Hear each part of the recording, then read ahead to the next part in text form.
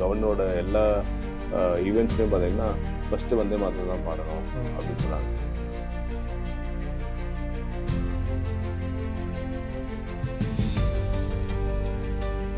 இப்போ கூட பார்த்தீங்கன்னா நம்ம இருக்கிற கவர்னர் பார்த்தீங்கன்னா ஆல்டேக்கர் கூட பார்த்தீங்கன்னா இந்த வந்தே மாத்திரம் விஷயம் எடுத்துகிட்டு நிறையா தொடர்ந்து போயிட்டு தான் நம்ம பார்த்துருக்கோம். கவர்னரோட எல்லா ஈவெண்ட்ஸ்லையும் பார்த்தீங்கன்னா ஃபஸ்ட்டு வந்தே மாத்திரம் தான் பாடணும் அப்படின்னு சொன்னாங்க. இப்போ வந்து கவர்மெண்ட் வந்து சென்ட்ரல் கவர்மெண்ட் வந்து அந்த மாதிரி ஒரு ஆர்டர் பாஸ் பண்ணலை. என்ன பாஸ் பண்ணியிருக்காங்கன்னா, when வந்தே மாத்திரம் is sung then it should வந்தே மாத்திரம் should preside. அதுக்கப்புறம் வந்து இமீடியட்லி இது national songs national anthem should be plate அப்படின்னு சொல்கிறாங்க. ஸோ எப்போல்லாம் வந்து வந்தே மாத்திரம் வந்து இதாகுதோ பாடப்படுதோ அப்போ வந்தே மாத்திரம் தான் ஃபர்ஸ்ட் இருக்கணும். வந்தே மாத்திரம் பாடணுன்னா நேஷனல் ஆந்தம் பண்ணணும். ஸோ இங்கே ஸ்டேட் சாங்ஸ் பாடலாமா வேணாமா, ஃபஸ்ட்டு பாடணுமா லாஸ்ட் பாடணுமா அப்படின்னு இல்லை கண்டிஷன். அப்போ நீங்கள் வந்து வேணுனே வந்து பார்த்தீங்கன்னா ஒரு மனோன்மணியம் சுந்தரார் யூனிவர்சிட்டி, அந்த மனோன்மணியம் சுந்தரார் பிள்ளை என்றவர் தான் வந்து 1890களில் வந்து இந்த பாட்டை எழுதியிருக்காரு. கிட்டத்தட்ட 70 வருஷத்துக்கு முன்னாடி நம்ம வந்து அதை அடாப்ட் பண்ணிட்டோம். அதுக்கப்புறம் 1970 வந்து நம்ம வந்து இதை வந்து நம்ம யூஸ் பண்ண ஆரம்பிக்கிறோம். கவர்மெண்ட் ஈவெண்ட்ஸில் வந்து நம்ம பாட ஆரம்பிக்கிறோம். 92 வந்து ஜெயலலிதா அவர்கள் வந்து முதலமைச்சராக இருக்கும்போது ப்ரோட்டோகாலில் வந்து இதை கொண்டு வந்துடுறாங்க. இப்போ இவ்வளோ தூரம் ஒரு ஒரு ஒரு ப்ரோட்டோகால், ஒரு சிஸ்டம், ஒரு எஸ்டாப்ளிஷ்மெண்ட் இருக்கும்போது நீங்கள் ஏன் வந்து அந்த இதை வந்து எல்லாத்தையும் வந்து இது பண்ணுறீங்க, ஏன்னா அந்த சிஸ்டமை பிரேக் பண்ணுறீங்க. மீனிங் என்னென்னா வந்து இவங்க என்ன நினைக்கிறாங்கன்னா, அந்த ஹோல் ஆஃப் தி கண்ட்ரியில் பிஜேபி நடத்துகிற அந்த சென்ட்ரல் கவர்மெண்ட் மட்டும்தான் வந்து அங்கே ஃபோர்ஸில் இருக்கணும்.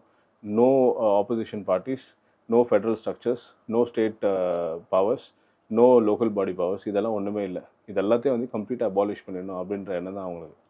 ஸோ நம்ம வந்து ஆஸ் அ ஆப்போசிட் பார்ட்டி வந்து நம்ம காங்கிரஸ் எவ்வளோ தான் வந்து நம்ம வந்து பார்லிமெண்ட்டில் குரல் கொடுத்தா கூட இவங்க வந்து அதை வந்து ஏற்றுக்கிறதே கிடையாது. What they feel is right தேல் கீப் டூயிங். இப்போ பார்லிமெண்ட் செஷனில் வந்து நம்ம தொடர்ந்து வந்து எஃப்சிஆரை பற்றி பேசுகிறோம், நம்ம வந்து இதை டீலிமிட்டேஷனை பற்றி கேள்வி கேட்குறோம், சிஜேபி பண்ண விஷயத்த கேட்குறோம், அயோத்தியா ராம் மந்திரில் வந்து நடந்த திருட்டை பற்றி கேட்குறோம். நீங்கள் ஏன் அதை பற்றி பேச மாட்டேறீங்க? நாங்கள் டிஸ்டர்ப் பண்ணுறோம் நீங்கள் சொல்கிறீங்க. நீங்கள் அதுக்கு வந்து விளக்கம் கொடுத்து அதை வந்து ஃபுல் ஸ்டாப் வைங்க. உங்கள்ட்ட ஆன்சர் இல்லைல்ல, அதனால தான் நீங்கள் உள்ளே வரமாட்டேறீங்க. உங்கள்ட்ட ஆன்சர்ஸ் இருந்தால் நீங்கள் வருவீங்கல்ல. அப்போது எலெக்டட் ரெப்ரஸன்டேட்டிவ்ஸ் வந்து ஆஸ் அ ஆப்போசிஷன் பார்ட்டி உள்ளே உட்காந்துட்டு கேள்வி கேட்கும்போது நீங்கள் பதிலே சொல்லாமல் டெட் லாக்காக வந்து பார்லிமெண்ட் போட்டோம் அப்படின்னு விடுறீங்கன்னா அப்போ அதுக்கு என்ன சொல்யூஷன்? அப்போ இந்த மாதிரி வந்து தன்னார்வலர்களாகட்டும், இல்லை வந்து பொதுமக்களாகட்டும், மாணவர்களாக இருக்கட்டும், விவசாயிகளாகட்டும், அவங்க வந்து ரோட்டில் வந்து போராடினா தான் அதுக்கு சொல்யூஷன் கிடைக்கும். போராடினாலும் சொல்யூஷன் கிடைக்காது சில நேரங்கள். பார்லிமெண்ட் செஷன், அதாவது இந்த செஷனே வந்து ப்ரொடக்டிவாக இல்லை அப்படின்றத பத்திரிகையில் எழுதுகிறாங்க. வேறு என்னென்ன காரணங்கள் வந்து பிஜேபி வந்து இதில்? ஸோ இதில் இந்த பார்லிமெண்ட் செஷனில் மெயின் ஃபோக்கஸ் வந்து இப்போ ஆப்போசிஷன்ஸ் வந்து வச்சது என்னென்ன அப்படின்னு கேட்டிங்கன்னா, ஒன்று வந்து டீலிமிட்டேஷன். இது ஃபர்ஸ்ட் இம்பார்ட்டன்ட் இது வந்து காக்ரோச் ஜனதா பார்ட்டி நடத்தின இந்த போராட்டம். அதில் வந்து மாணவர்கள் பொதுமக்கள் தாக்கப்பட்டாங்க. அதுக்கு வந்து நியாயம் வேணும், அதுக்கு விளக்கம் வேணும், ஜஸ்டிஃபிகேஷன் வேணும்னு கேட்டாங்க. அப்புறம் முக்கியமாக எஃப்சிஆர் அமெண்ட்மெண்ட் பில்லு இது, அப்புறம் அயோத்தியா ராம் மந்திரில் வந்து நடந்த இது ஊழல்கள் கேட்டாங்க. இப்போ அவங்க வந்து பார்த்தீங்கன்னா அயோத்தியா ராம் மந்திரை வந்து பெருசாக ஆக்காதீங்க, மிகப்படுத்தாதீங்க அப்படின்றாங்க. இதுக்காக ஏன் மிகப்படுத்தக்கூடாது அந்த கேள்வி. அதாவது என்னென்னா, ஆர்எஸ்எஸ் அண்ட் பிஜேபி சேர்ந்து தான் வந்து பிகினிங்லேருந்து இதில் ஒர்க் பண்ணிட்டுருக்காங்க. அதாவது நீங்கள் வந்து 91ல் பாப்ரி மஸ்ஜிதை இடித்ததாக இருக்கட்டும், அந்த கல்யாண் சிங் கவர்மெண்ட் வந்து பிஜேபி கவர்மெண்ட் யூபியில் இருக்கும்போது அதை இடித்தாங்க. அதுக்கப்புறம் பார்த்தீங்கன்னா இந்த ஹிஸ்டாரிக்கல் ஜட்மெண்ட் வந்து பார்த்தீங்கன்னா ரஞ்சன் கோகோய்னு சொல்லிட்டு சீஃப் ஜஸ்டிஸ் ஆஃப் இந்தியா இருக்கும்போது அவரோட பெஞ்சு வந்து 5 ஜூரி பெஞ்ச் இருக்கும்போது தான் இந்த ஜட்மெண்ட் கொடுத்தாங்க. அதுக்கப்புறம் அவரை வந்து கவர்னராகவோ எம்பிஓ ஆக்குனாங்கன்னு நினைக்கிறேன், ரஞ்சன் கோகோய். அதுக்கப்புறம் என்ன பண்ணாங்க, இந்த ராம் மந்திரை கட்டணும் அப்படின்னு சொல்லிட்டு அதுக்கு வந்து ஒரு ட்ரஸ்ட்டு ஃபார்ம் பண்ணாங்க. அந்த ட்ரஸ்ட்டுக்கு யாருன்னா நிருபேந்திர மிஸ்ரான்னு சொல்லிட்டு அவர் வந்து பிரின்சிபல் செக்ரட்டரி ஆஃப் பிஎம்மாக இருந்தார். பிரைம் மினிஸ்டருக்கு பிரின்சிபல் செக்ரட்டரி இருந்தார். அவர் ரிட்டையர் ஆனதுக்கப்புறம் அவரை வந்து சேர்மனை போடுறாங்க. ஏன்னு கேட்டால் அந்த அடுத்த 5 இயர்ஸில் வந்து இதை கட்டி முடிக்கணும், இது அயோத்தியா ராம் மந்திரை. ஏன்னா வந்து ஒரு ஜட்மெண்ட்டை வச்சு அதாவது வந்து ஃபர்ஸ்ட் எலெக்ஷன் ஜெயிச்சுறாங்க, ஜட்மெண்ட் கொடுத்துறாங்க. அடுத்தது எலெக்ஷன் ஜெயிக்கணும்னு சொன்னால் அவங்களுக்கு வந்து ராம் மந்திர் தேவைப்படும். அப்போ அவரை வச்சு அவசரமாக கட்டுறாங்க, கட்டி முடிக்க கூட இல்லை, பிராண பிரதிஷ்டா அவசரமாக பண்ணுறாங்க. ஏன்னு கேட்டால் அதை பண்ணி அடுத்த எலெக்ஷன் ஜெயிக்கணும்னு சொல்லி பண்ணுறாங்க. அதெல்லாம் பண்ணிட்டாங்க. பண்ணதுக்கப்புறம் அயோத்தியிலே அவங்க தோந்துட்டாங்க. சரியா? அப்போ நீங்கள் வந்து 91களுக்கு முன்னாடியிலேருந்தே நீங்கள் அவ்வளோ ஆர்வம் ராம் மந்திரில் காட்டுறீங்க அப்படின்னு சொன்னால் அப்போ இங்கே நடந்த ஊழலுக்கும் வந்து நீங்கள் வந்து பொறுப்பு எடுத்துக்கணும்ல.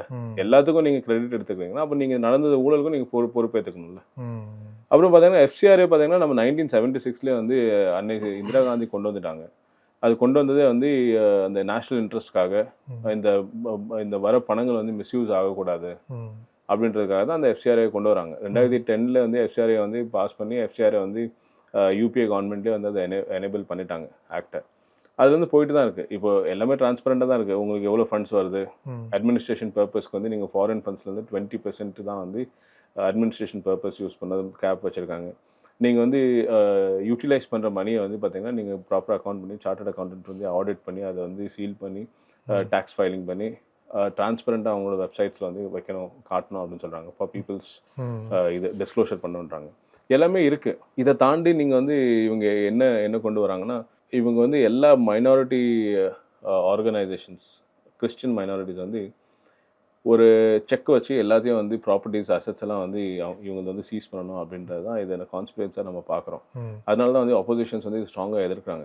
என்ன வேணால் வந்து நீங்கள் இந்த எஃப்சிஆர்ஐயில் என்ன முக்கியமாக அவங்க பண்ணுறாங்க அப்படின்னு கேட்டிங்கன்னா, அதாவது வந்து ரன் ஆகிட்டு இருக்க ஆர்கனைசேஷன்ஸ் வந்து எஃப்சிஆர்ஐ லைசன்ஸ் சரண்டர் பண்ணாலோ இல்லை வந்து ரெனியூ பண்ணாமல் விட்டுட்டாலோ, ரெனியூவலுக்கு அப்ளை பண்ணும்போது அந்த டெசிக்னேட்டட் அத்தாரிட்டிஸ் வந்து அதை அப்ரூவ் பண்ணலனாலும் இந்த ப்ராப்பர்ட்டி மேனேஜ்மெண்ட்டை கம்ப்ளீட்டாக அவங்க வந்து ரன் பண்ண ஆரம்பிச்சிட்டாங்க. அவங்க எடுத்துப்பாங்க. யார்?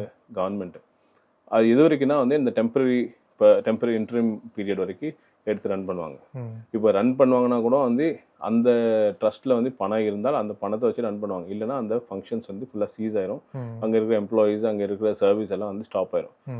பெர்மனெண்ட்டாக வந்து ரெனியூவல் பண்ண முடியாமல் போயிடுச்சுன்னா அந்த அசெட்டை வந்து விற்றுருவாங்க. விற்று அந்த பணத்தை வந்து கன்சாலிடேட்டட் ஃபண்ட் ஆஃப் இந்தியாவுக்கு கொண்டு வந்துடுவாங்க. மீனிங் இது எல்லாத்தையும் வந்து இந்த கிறிஸ்டியன் மிஷனரிஸ் வந்து கம்ப்ளீட்டாக வீக்கன் பண்ணி அவங்கள்ட்ட இருக்கிற ஹிஸ்டாரிக்கலாக அவங்க வந்து சேர்த்த சொத்துக்கள் எல்லாமே வந்து க்ளோஸ் பண்ணி எடுத்துடணும் அப்படின்றது தான் மெயின். ஏன்னா இன்னொன்று கொண்டு வந்து அந்த யூட்டிலைசேஷன் ஒரு கண்டிஷன் கொண்டு வந்திருக்காங்க. என்னன்னா வந்து கடந்த 2 ஃபைனான்ஷியல் இயரில் நீங்கள் வந்து மினிமம் 10 lakh rupees ஃபாரின் ஃபண்டை யூட்டிலைஸ் பண்ணியிருக்கணும், ஸ்பெண்ட் பண்ணியிருக்கணும். இல்லை மினிமம் 10 lakhs வந்து உங்களுக்கு ஃபாரின் ஃபண்ட்ஸ் வந்துருக்கணும். இது ரெண்டுமே கண்டிஷன்ஸ், ஏதாவது ஒரு கண்டிஷன்ஸ் மீட் பண்ணலன்னா your license cannot be renewed. இது ப்ரீ ரிக்விசிட். அப்போ meaning it is very clearly evident that இது வந்து மைனாரிட்டிஸ், கிறிஸ்டின் மைனாரிட்டிஸை முழுமையாக வந்து வீக்கெண்ட் பண்ணுன்றது தான் அவங்களோட ஐடியா. ஸோ நம்ம பார்த்த மாதிரி ராம் மந்திர் பற்றி தான் வந்து ஆப்போசிஷன் கேட்டாங்க, எஃப்சிஆரை பற்றி கேட்டாங்க. டீலிமிட்டேஷன் நம்ம என்ன சொல்லணும்னா, இப்போ இருக்கிற மெம்பர்ஸ் ஆஃப் பார்லிமெண்ட்டுக்கே வந்து பார்த்தீங்கன்னா முழு 5 வருஷத்தில் நிறைய மெம்பர்ஸ்க்கு வந்து பேசுறதுக்கு ஒரு வாட்டி கூட வாய்ப்பு கிடைக்கல. அப்போ நீங்கள் வந்து 540 வந்து 850 ஆக்குனீங்கன்னா அங்கே யாருக்கு பேசுறதுக்கு டைம் கிடைக்கும்? யாருக்குமே பேசுறதுக்கே டைம் கிடைக்கும். அப்போ 850 is not required. The idea is if you want to give women reservation, go ahead and do it within the 543. அந்த 33% ரிசர்வேஷன் எஃப்சிஆர்ஐல இப்போ ஸ்ட்ராங்கா வந்து இந்தியாவில் வந்து ஹிந்து ரிலீஜன் மட்டும் தான் இருக்கணும், ஹிந்து நேஷனா மாற்றணும். ஹிந்து நேஷனா மாற்றணும். அது கூட வந்து அர்னாப் கோஸ்வாமி, ஹரிஷ் சால்வே 2 பேரும் வந்து ஒரு அர்னாப் கோஸ்வாமி வந்து இப்போ ரொம்ப நாளைக்கு அப்புறம் அது நேஷன் வாண்ட்ஸ் டு நோ அப்படின்னு ஒரு ஷோ மறுபடியும் கண்டக்ட் பண்ணாரு. அதில் வந்து வரக்கூடிய ஃபண்ட்ஸில் 90% ஆஃப் ஃபண்ட்ஸ் வந்து சர்ச் பில்டிங் தான் யூஸ் ஆகுது அப்படின்னா அது எங்களுக்கு சஸ்பீஷியஸாக இருக்குன்னு வந்து இவர் சீனியர் அட்வொகேட். அது என்ன தவறு இருக்குது சார்? நீங்கள் கூட வந்து இப்போது அயோத்தியா மந்திரை வந்து கட்டியிருக்கீங்க, கட்டியிருக்கீங்க. வாரணாசியில் வந்து இப்போ ஃபுல்லாக வந்து ரெனோவேட் பண்ணியிருக்கீங்க. அந்த கவர்மெண்ட்டோட கான்ட்ரிபியூஷன் இருக்குது. கவர்மெண்ட் வந்து நிறையா கவர்மெண்ட் வந்து சப்போர்ட் பண்ணி நிறையா வந்து இப்போ ஃபண்ட் ரைஸ் பண்ணியிருக்கீங்க. யாருமே வந்து நீங்கள் கோயில் கட்டக்கூடாதுன்னு யாரும் சொல்லலையே, யாரும் மசூதி கட்ட வேணும்னு யாரும் சொல்லலை, நீங்கள் ஜெயின் மந்திரை கட்ட வேணும்னு சொல்லலையே. வை ஸ்பெசிஃபிக்லி பயஸ் என்னென்னா வந்து ஒரு இஸ்லாமியர்கள் வந்து மசூதி கட்டினாலோ இல்லை வந்து கிறிஸ்டியன்ஸ் வந்து சர்ச் கட்டினா மட்டும் ஏன் பிரச்சனை அங்கே வருது? இது ஏன் செலக்டிவாக இருக்கீங்க? ஏன் அவங்க கட்டக்கூடாதா? கொஞ்ச நாளைக்கு முன்னாடி ரிப்பப்ளிக் டிவியில் வந்து India is living under Christian constitution அப்படின்றாங்க.